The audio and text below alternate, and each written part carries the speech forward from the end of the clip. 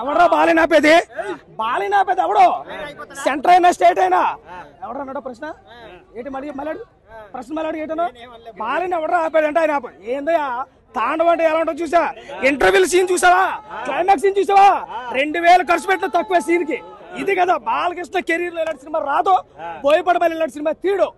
ఎవరికైనా సరే చెప్తాను సినిమా ఇండస్ట్రీలో ఇలాంటి ఇంటర్వ్యూల సీన్ చూపెడితే 2 ఎకరాల పొలం రాసిస్తాను 2 ఎకరాల పొలం సొంతంగా నా పేరు ఉంది 2 ఎకరాల పొలం రాసిస్తాను ఇలాంటి ఇంటర్వ్యూల సీన్ చూపిస్తే ఎవడో బాలినాపేది ఈ అమ్మ సినిమా ఉందన్న నిజంగా చెప్తున్నాను ఎన్ని ఆపినా ఎన్ని అడ్డంకులు పెట్టినా తొక్కుకుంటే లేచాడు బాలయ్య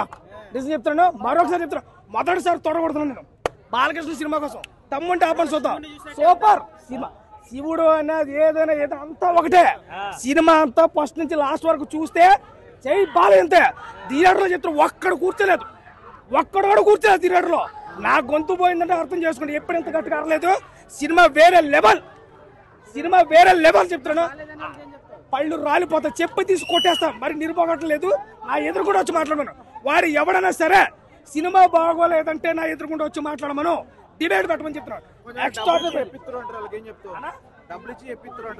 నిర్మోహమాట లాగానే చెప్తున్నా సినిమా అయితే ఎక్స్ట్రాడినరీగా ఉంది పాజిటివ్ టాక్ 100% వచ్చింది సినిమా బద్దలు కొట్టింది బాలకృష్ణ కెరీర్ ఇలాంటి సినిమా మళ్ళీ రాదని నేను చెప్తున్నాను అవుట్ ఆఫ్ 5 రేటింగ్ 4 ఇవ్వచ్చు 3 కాదు 3.5 కాదు బ్రహ్మాండంగా చేశాడు 100% న్యాయం చేశాడు BB4 సినిమా ఫైట్లు ఎలా ఉన్నా ఓన్లీ ఫైట్ యాక్షన్ అంతే బాలకృష్ణ యాక్షన్ ఆది ఫిన్సెట్ గారి క్యారెక్టర్ బాగుంది సంయుక్త మీనన్ గారు చూడండి ఆ జాజిగా సాంగ్ అయితే ఉంది నిజంగా ఇరగొట్టండి సినిమా ప్రతిదీ సూపర్ బ్రో సీరియస్లీ నేనైతే థియేటర్లో ఇలా అరిచి చాలా రోజులైందనమాట అప్పుడు ఎప్పుడో ఓజీ ఖర్చున్నాను అంటే మొన్ననేలేండి బ్రో అంటే ఇంకా మూవీ విషయానికి వచ్చేసి అసలు ఫస్ట్ ఆఫ్ ఆల్ ఎలా స్టార్ట్ చేయాలో నాకు అర్థం కాలేదు ఎందుకంటే ఏదైనా మూవీ గురించి మనం చెప్పేటప్పుడు ఈ మూవీలో హైలైట్ సీన్స్ కొన్ని ఉన్నాయి చాలా ఉన్నాయని మనం చెప్పొచ్చు కాకపోతే అఖండ 2 తాండవం ఏంటంటే ఈ మూవీలో చాలా హైలైట్ సీన్స్ ఉన్నాయని చెప్పేదానికంటే హైలైట్ సీన్స్ తోనే మూవీ ఎవ్రీ సెకండ్ నిండిపోయిందని చెప్పొచ్చు ఎందుకంటే రన్ టైం వచ్చేసి 2 hours 45 minutes సో మొత్తం 2 hours 45 minutes హైలైట్ సీన్స్ అనమాట సో నాకైతే నిజంగా నెక్స్ట్ లెవెల్లో నచ్చింది అంటే దివ్య దర్శనము ధర్మ గర్జనం ఎవరైతే సనాతన ధర్మాన్ని ఇష్టపడతా భగవంతుడి మీద నిజంగా అలాంటి వాళ్ళకైతే ఇంకా చాలా చాలా బాగా నచ్చింది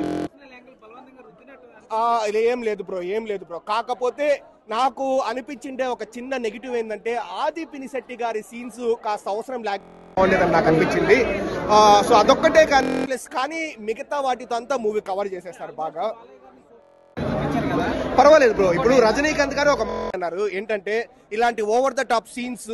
బాలకృష్ణ గారు చేస్తేనే ఇండియాలో ఓన్లీ యాక్ట్ అని ఎవరైనా జనాలు యాక్సెప్ట్ చేస్తారు అంటే బాలకృష్ణ గారే నేను చేసిన యాక్సెప్ట్ చేయరు ఇంకెవరు చేసిన యాక్సెప్ట్ చేయరని ఆయనే అన్నారు ప్లస్ మూవీలో క్యారెక్టర్ కూడా అఘోరా క్యారెక్టర్ కదా అఘోరా దానికి తోడు ఏంటంటే ఆయన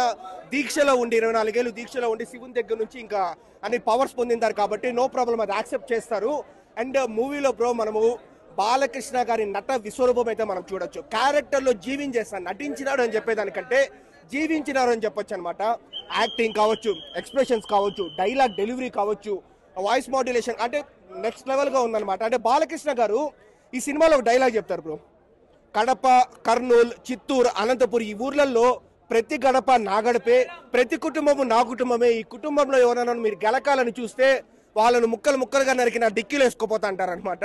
అంటే నా సజెషన్ ఏంటంటే ఈ చిన్న డైలాగ్ కి నాట్ ఓన్లీ కడప కర్నూలు చిత్తూరు అనంతపురం మొత్తం 2 తెలుగు రాష్ట్రాల్లో సరే ఏ కుటుంబంలోనైనా బ్రో ఇప్పటి వరకు బాలకృష్ణ గారి అభిమానులు కాకుండా ఎవరైనా ఉంటే ఈ సినిమా చూస్తే డెఫినెట్లీ ఆయన ఇష్టపడడం మొదలు పెడతారు ఎందుకంటే ఈ ఏజ్ లో ఇలాంటి ఎక్స్ప్రెషన్స్ ఇలాంటి డైలాగ్ డెలివరీ ఇలాంటి కంటెంట్ పట్టుకున్నారంటే డెఫినెట్లీ బాలకృష్ణ గారిని అప్రిషియేట్ చేయాలి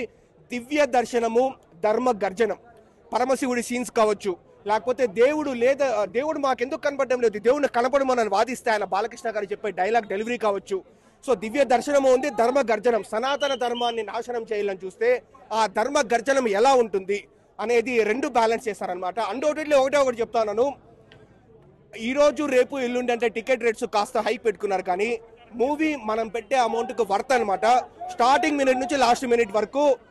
బోయపాటి సీను గారు ప్లస్ బాలకృష్ణ గారు మూడోది తమన్ గారు ముగ్గురు అయితే ద బెస్ట్ ఇచ్చినారు హ్యాపీగా వచ్చి చూడొచ్చు ఒక్క ముక్కలో చెప్పాలంటే అఖండ 2 తాండవం అన్నారు కదా రుద్ర తాండవం అని మనం చెప్పొచ్చు అండ్ అఖండ 3 కూడా ఉందన్నమాట జై అఖండ వస్తుంది నెక్స్ట్ లెవెల్ అరాచకం అని చెప్పుకోవచ్చు ఇంతకంటే హై చూడలేమన్న ప్రతి దగ్గర కూడా అంతకు మించి హై చూపించారు సెకండ్ హాఫ్ వరకు. సెకండ్ హాఫ్ ఏ ఒక్క 1 మినిట్ కూడా మీకు బోర్ కొట్టదు. మీరు పెట్టిన ప్రతి డబ్బుకి న్యాయం చేస్తుంది. ఒక సినిమాలానే కాదు, ఒక మనిషికి ఎలా అంటే ఒక తల్లి గురించి చెప్పే డైలాగ్స్ అయినా, లేదంటే ఒక శివుడి గురించి చెప్పే డైలాగ్స్ అయినా, లేదంటే ఒక టెంపుల్స్ గురించి చెప్పే డైలాగ్స్ అయినా, లేదంటే సనాతన గురించి ఎక్స్ప్లెయిన్ చేసి ఇదైనా సరే ఎక్స్ట్రాడే కనిపించారు. ప్రతిదీ కూడా చేతిలో దండం పెట్టుకొని చూస్తారు. ఆ లెవెల్ ఎలివేషన్స్ అయితే పడ్డాయి సెకండ్ హాఫ్ వరకు. బట్ ఓన్లీ డ్రాబ్యాక్ ఏంటంటే ఇంకేదైనా స్ట్రాంగ్ ఎండింగ్ ఇచ్చుకోవాల్సింది, లేదంటే మంచి స్ట్రాంగ్ ఒక స్టోరీ తీసుకోవాల్సింది. బట్ ఇవన్నీ కాకుండా మీరు ఫిజిక్స్, లాజిక్స్, మ్యాథ్స్, కెమిస్ట్రీ అన్ని పక్కన పెట్టుకొని మీరు చూస్తే మీకు నచ్చొచ్చేమో, కానీ మాకు మంచి స్టోరీ కావాలి, లాజిక్స్ కావాలని మాత్రం మీరు కంప్లీట్గా డిసప్పాయింట్ అవుతారు. దయచేసి రావద్దు. ఇవన్నీ పక్కన పెట్టి మీరు బాలయ్య బాబుని ఎంజాయ్ చేస్తారంటే మాత్రం మీరు రండి. మీరు లైఫ్లో మర్చిపోలేరు. అలాంటి సినిమా అయితే తీశాడు. ఎక్స్ట్రాడనరీగా ఉందన్న, ఎక్స్ట్రాడనరీ.